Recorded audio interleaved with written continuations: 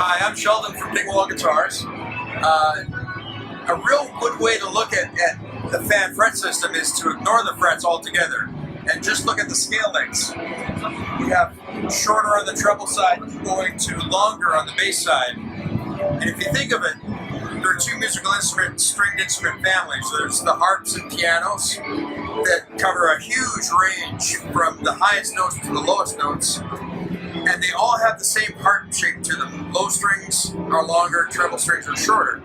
Then we have the orchestral instruments like the violins, guitars, banjos, lutes, and they handle a much narrower range of frequency. To cover the same range as a piano, it would be a violin, a viola, a cello, and a double bass. And each one of those gets slightly longer. So all we've done is we've taken the heart-shaped arrangement from the harp and the piano and added it to a bass. And what it does is the longer scale length tightens up the B string. And a tight low end is much better than a big and boomy low end. It's easier to control a tight low end. It fits in the mix better. It fits between the instruments instead of taking up too much room and squashing all the instruments around it.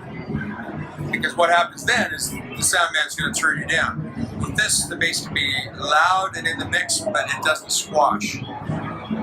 As far as playing goes,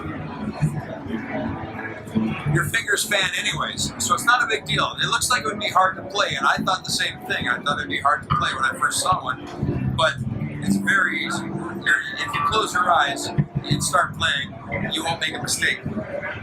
Where it does get a little bit harder to get onto, it's not impossible, it just takes a little bit more time to get used to it, is in the upper frets. But I'll show you one thing real quickly, and that is most players dig their elbow in when they play the upper frets to get their fingers to line up. But if you relax your shoulder, relax your elbow, relax your wrist, your fingers almost perfectly line up with our frets.